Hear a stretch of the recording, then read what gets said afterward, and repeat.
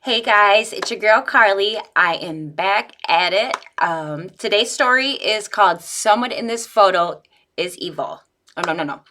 Someone in this photo has an evil secret, is what it's called. So let's see what kind of juicy secrets these people have, and let's get into it.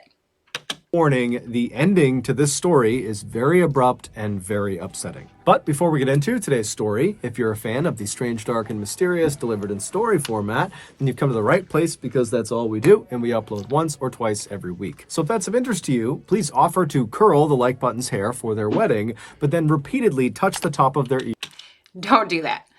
You'll probably get slapped if you did that. ear with the curling iron. Also, please subscribe to our channel and turn on all notifications so you don't miss any of our weekly uploads. All right, let's get into today's story.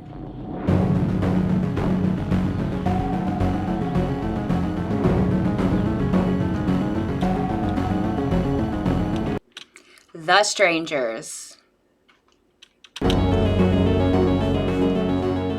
Strongsville, Ohio used to be just another typical quiet American suburb. Nice homes, nice families, nice restaurants, and a mall. But in late 2017, a discovery was made in Strongsville that put this town on the map in the worst way possible. To understand this discovery, we need to go back to early 2016 when this town's nightmare began. In early 2016, two longtime Strongsville residents, Bruce and Melinda Pleskovic, received some very exciting news. Their 20-year-old daughter named Anna and her 20-year-old fiance named Jeff had just told them they were expecting a baby girl. And so Bruce and Melinda were totally excited about the prospect of finally becoming grandparents, but at the same time, they knew Anna and Jeff did not have very much money. Anna still lived at home with Bruce and Melinda. She did have a job, but she made very little money. She was a waitress at a local Applebee's restaurant. And as for Jeff, he had a better job working as a service technician for a heating and air company, but he didn't have enough money to support him and Anna. In fact, he didn't even have enough money to move out of his parents' home. He was still living with them on the other side of Strongsville. And so this couple, they're really excited about their baby, but Bruce and Melinda are thinking, we really got to find a way to support them because they are just not prepared for this first child. And so Bruce and Melinda, they talk. Most people aren't prepared for their first child. No one I've ever met in my life knew exactly what to do with their first child. It's parental instincts. It's just natural. It comes to you. You don't know what to do until it happens. Talked it over, and they decided the best way to support this young couple was to tell their daughter if she wanted to, she could invite Jeff to come stay at their house. That way the two of them could be together, and once they had their daughter, Bruce and Melinda could be the great-grandparents and help take care of the baby. And in general, this would allow the couple to just continue to save money and move out when they were ready. And so when they told Anna they were willing to do this, Anna was so happy, she was so grateful. She called Jeff, and Jeff was equally happy and grateful and said, yes, I would love to move in with you guys. So it took several months, but finally in June of 2016, which was the same month that Jeff and Anna welcomed their daughter to the world, Jeff would leave his parents' home and move into Bruce and Melinda's home. And almost immediately after he moved in, he and the rest of Anna's family began experiencing some very strange and disturbing things around their property. Just a few days after Jeff had moved in, he and Anna were home alone. They were on the main floor of the house and they were having dinner at the kitchen table. And at some point, Jeff just happened to glance out one of the back windows that looked out into their backyard. And now this property had this huge sprawling backyard. Basically, they had all these houses kind of in a row, and they all had almost like a communal backyard, this big open space. That's a pretty big house. That's a huge house with a huge yard. And so Jeff is looking out into this huge backyard, and he sees off in the distance something strange. He doesn't really know what he's looking at because it's nighttime, it's dark, but he stands up and he walks over to the window, and as he's looking out, he sees way off on the backside of their property are these four strangers just standing there appearing to be smoking something, and they're just kind of looking up at the Pleskovic house. And so Jeff is looking out the window at these four, not really sure what to make of them, and he calls Anna over, and so Anna walks over, and the two of them are looking out, not really sure what to do. I mean, on the one hand, there are four people smoking on your property, smoking cigarettes, whatever. on your property, staring into your house, looking guilty as hell. These four people, who they clearly didn't know, or they believed they didn't know, were definitely trespassing, but at the same time, they weren't really doing anything. They were staring at you, trespassing and staring at your house, people you don't know. That's enough to freak me out. They were just kind of standing there smoking. But as they're watching these four people, one of them begins walking up the property towards their home and then stops alongside the Pleskovic trampoline, which was in their backyard. And this person begins fiddling with the trampoline. Like a crazy nutbag. Call the popos. And so at this, Anna's like, you know what? I don't know what they're doing. I feel totally uncomfortable. And so Anna would actually call the police. Good girl. So the police, they come out, but by the time the squad car arrived in front of the Pleskovic house, the four people in back must have seen the car and they took off running. And so when the police officer went in the backyard and looked around, there was no one there, and there was also no sign they were there. There was no dropped cigarette butts or anything. They just kind of vanished. And so the police officer told Jeff and Anna, if they come back, let us know. And so the officer left. And then a little while later, when Bruce and Melinda came home, Jeff and Anna would tell them about what happened, and they would agree that that was totally strange, that in all the decades they had lived in Strongsville, they had never had anybody stroll onto their property and just... Do you know what I think is kind of funny or kind of strange? Is they never had anybody mess with their property, trespass, none of that until Homeboy moved in. Till Jeff moved in that house. I bet you it has something to do with him. I can feel it. Loiter in the middle of the night. And so for the next couple of days, the family was definitely on edge. But after a little while, this whole incident was largely forgotten about. Fast forward about 5 months to November 2016, and Anna was home alone with her young daughter, and she's playing with her daughter on the first floor of the house towards the front of the house. And as she's playing with her daughter, she suddenly hears what sounds like someone trying to open the back sliding glass door on the back of the house. And so instinctively, Anna thinks, okay, Jeff must be out there, or my parents must be out there, and they don't have a key or something. And so she scoops up her daughter, and she begins walking towards the back of the house to open this door for them. And when she walks into one of the back rooms, before she reaches the back door, she happens to look out one of the windows that looked out into the backyard. And standing right up against the glass is this unknown male figure. That's enough to creep me right the hell out. Oh, hell no.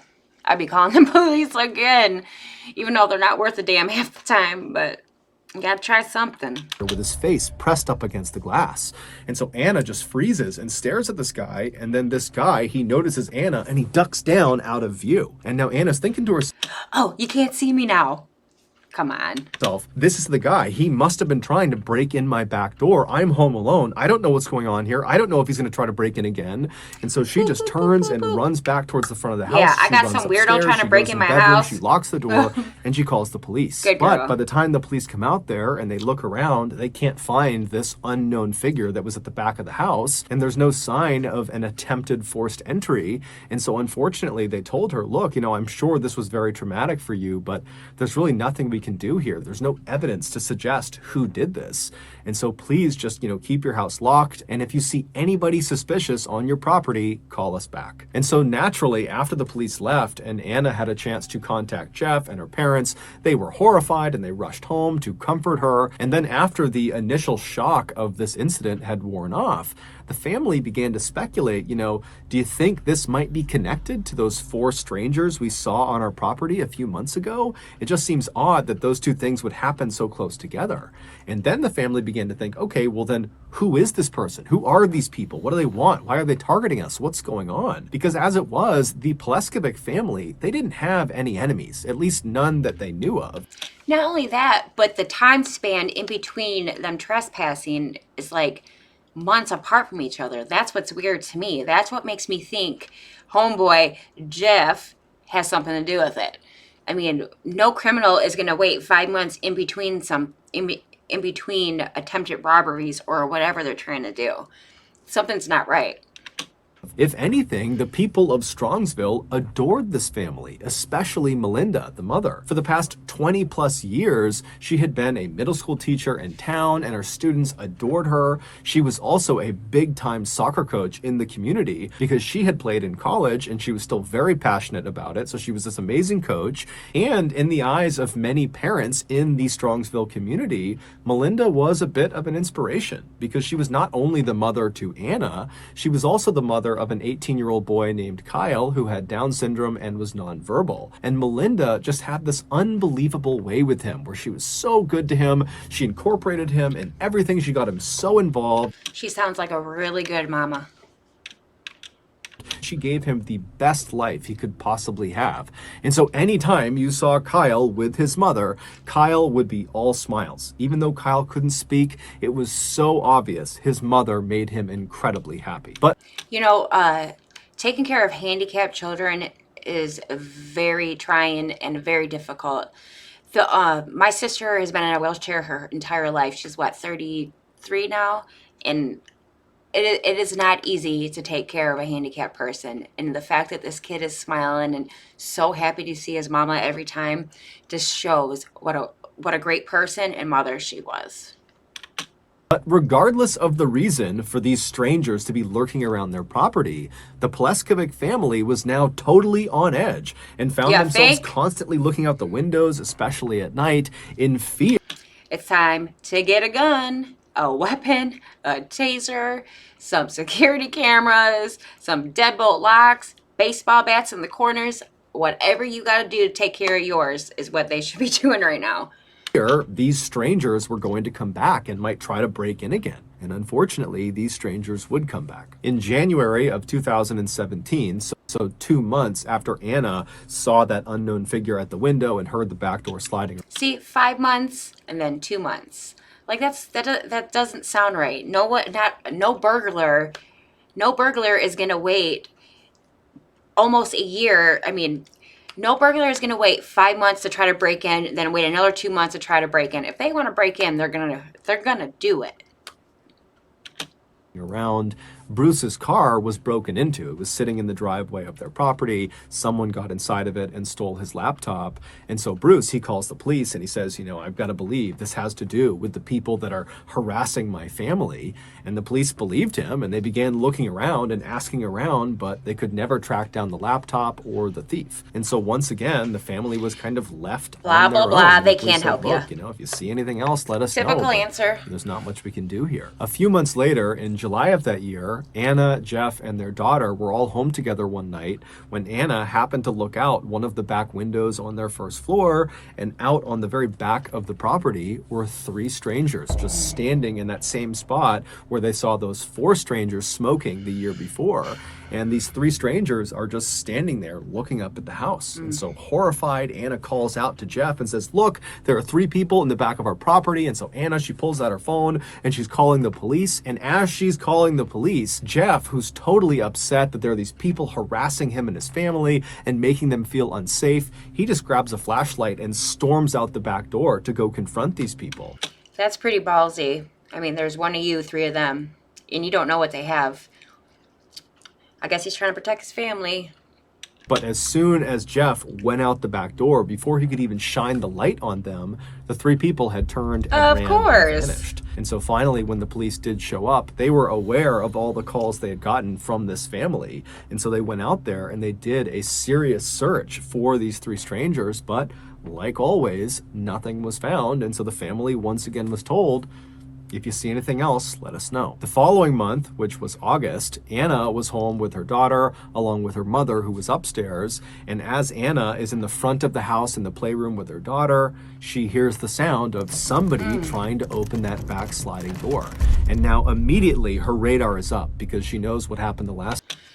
Flip your phone on, turn it on, start recording, taking pictures, do whatever you gotta do to get some type of evidence of who these people are.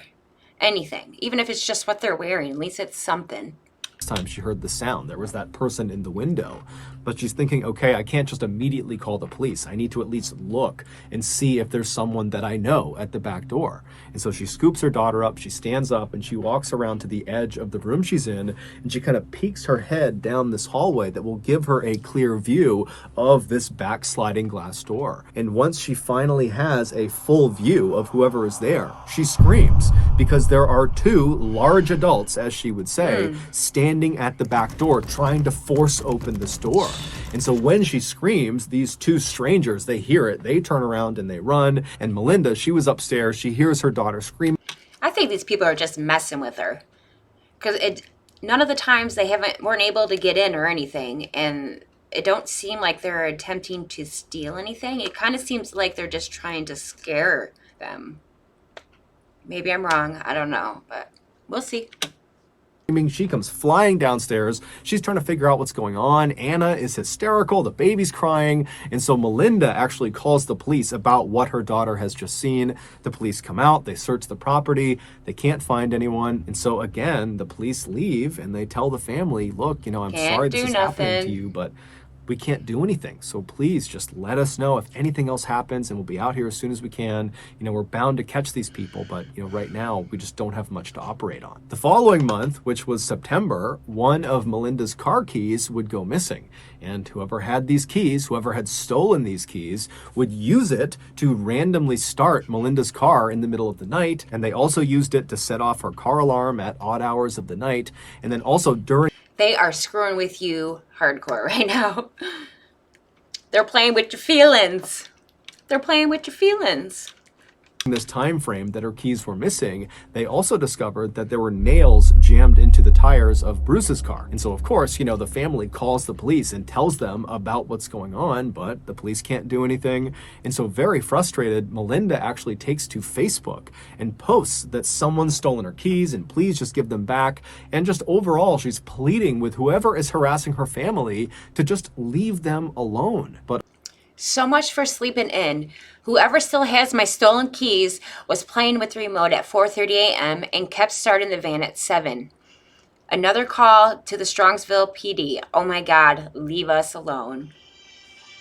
To just leave them alone. But unfortunately, this post would not do anything. The harassment would continue. A month later, on October 19th, Jeff was home alone when he heard the sound of the backsliding glass door rattling. And now he knows that every time this has been heard by Anna, that there's always some stranger at the back door. And so Jeff grabs the family dog and he very carefully turns and looks down that hallway towards the back door to see who this is. And right as he pokes his head out, he sees there's this large adult figure with a hood up trying to open this back door. And so the dog sees this person and starts barking and running towards the door. Jeff runs after the dog, and this big person outside who's trying to break in, he sees the dog, he sees Jeff running, and he turns and he runs away. How come this family doesn't have nothing to protect themselves? I mean, they have the dog, but I mean, I don't know, if someone kept on trying to break into my house or feel like they were trying to break into my house, I would try to do something to get them to leave me alone. You know what I mean? Like threaten them or something. I don't know. But they keep coming back to mess with you because they know you're not doing nothing. And so Jeff and the dog, they stay inside the house and they watch this guy just take off across the property and disappear into the trees. And Jeff would call the police, but like always, the police came out and there just was nothing they could do. 4 days later, on October 23rd, Jeff, along with his young daughter and Bruce, they went to the local Applebee's where Anna worked to have dinner there. That place is actually really good. They have really good food. It's one of my favorite places to eat. Have you guys ever ate there or have it where you live? And have Anna wait on them. And then after they were done eating, they said their goodbyes to Anna. They left the restaurant, they hopped in their cars, and they drove back to their house. When they got there, Bruce was the first up the steps, and he got to the front door, and it was locked, and so he knocked. And Kyle, his son, he came and unlocked the door. Bruce went inside, followed closely behind by Jeff, who was holding his daughter. They get inside, and Bruce walks through the house to the back of the house where the kitchen is. He flips on the lights, and there's something on the kitchen floor. And when Jeff sees it, he immediately turns around and runs. Oh my God, is it that boy with Down syndrome? Oh no. Oh no. Is it the little boy or is it the dog? out of the house carrying his daughter. He grabs Kyle along the way and just takes them straight out of the Nope, house. it's not And then Kyle. once Jeff was outside, he called 911. And when you listen to his 911 call, it sounds like Jeff is unable to process what he has just seen. 911, what's the address of your emergency? Somebody's been attacked in my house. Somebody's been what? Attacked. They attacked who? Who was attacked? Mel Pleskovic. Mel Pleskovic was attacked. He was attacked It was the mom. The mom was attacked. by whom? Do you know? She was. No, we just came home. She's on the kitchen floor. Jeff and Bruce had just discovered Melinda lying on the Oh kitchen my floor. God. She'd been stabbed over 35 times and What the shot hell? 3 times. She would Wow. be rushed to the hospital, but she would die that night. Although the family was in shock and couldn't even begin to process what had just happened, they were all acutely aware that whoever had done this to Melinda had to be connected to all of these strange and suspicious people that had You think? Like, come on. been lurking around their property for the better part of 2 years. In fact, literally after Jeff had called 911, Bruce was inside in the kitchen kneeling next to his dying wife, and he called 911 and he would tell the dispatcher that the Strongsville Police Department really dropped the ball. 911, what city is the emergency in? Please come to one. Why does the 911 operator sound like he's drunk? For Blazing Star. I think my wife's dead. Someone. We've tell had me people breaking into our fucking house, Sir. and now someone killed her. Sir, tell me the city you need to talk to. Strongsville, Ohio. Okay, you need to be transferred. Don't hang up. 911, what's the city of your emergency? Strongsville, Ohio. We have people on the way already. What's the address? For Blazing Star. I think someone killed my wife. Do you think someone killed your wife? Yeah, it looks like Okay, she has stab wounds on her back. We've had Okay. people trying to break into our house all year, Sir, I stealing. understand. Sir, I need to ask you questions, okay? Are you there right now? I just got in the door with my new son-in-law. My son Kyle was here Okay, with her. sir, what I want you to do is walk outside. The Strongsville Police Department would come out in force. Did Kyle kill his mom? Did the 18-year-old Kyle kill the mom? No one else was in the house, right?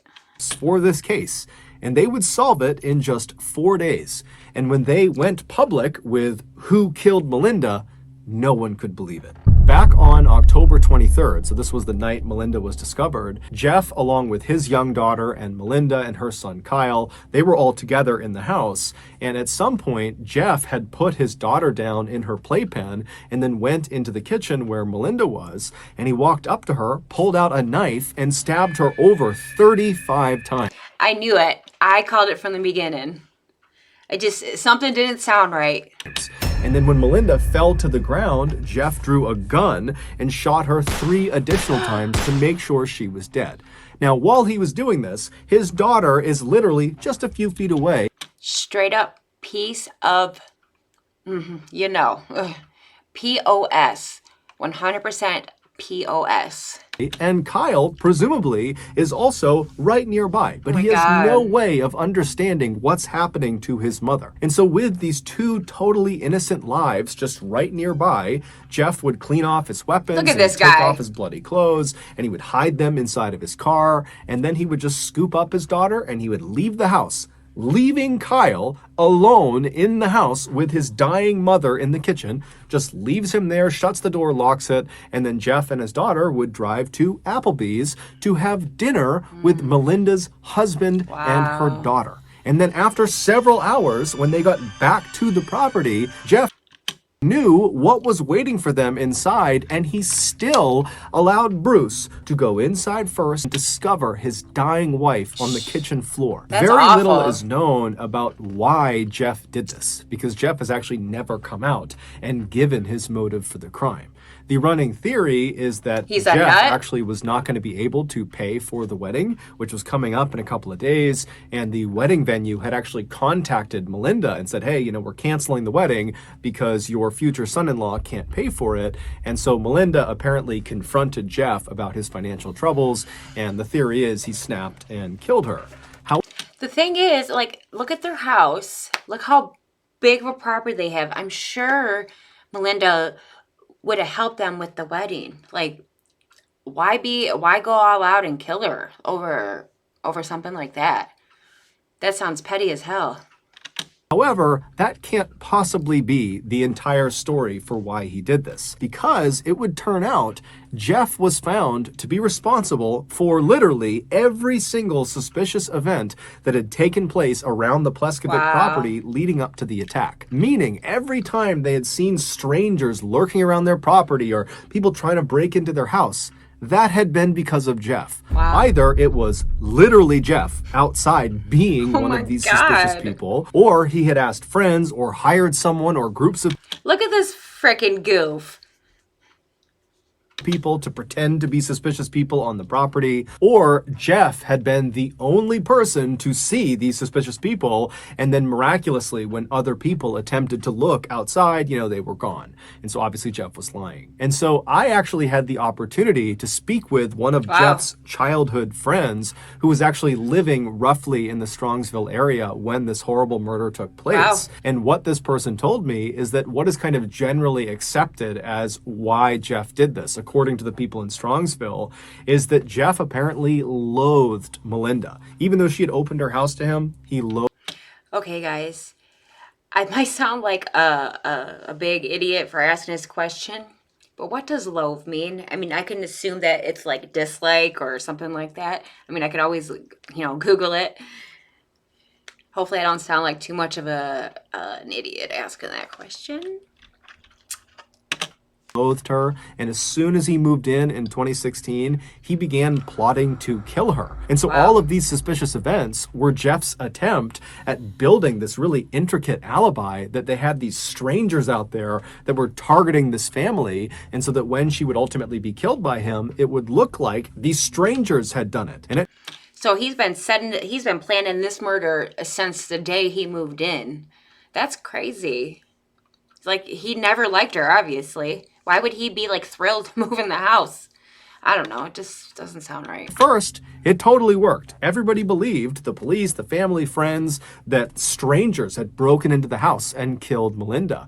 In fact, there was so little suspicion on Jeff after her murder that Jeff actually served as a pallbearer in Melinda's funeral. But ultimately, the police would discover the knife and some bloody clothes in the back of Jeff's car, and so they would arrest him and they would present this mountain of evidence against him, and Jeff would confess to killing Melinda. However, he wouldn't give any additional information about the crime. He would just basically say, yes, I did kill her. He would also never give an apology or explanation to the family. He would ultimately be sentenced to life in prison with the opportunity for parole after 33 years. During Jeff's trial, there was this totally heartbreaking moment when Bruce, Melinda's husband, spoke. And he would say their son, Kyle, does not understand that his mother is gone. And so now, every time they go out to eat, which is something Kyle really likes to do and he used to love doing with his mother, he'll just sit and stare out the window, eagerly expecting his mother to show up any minute. Poor guy. But of course, she never does. That's awful. So that's going to do it, guys. If you got something out of today's episode and you haven't done this already,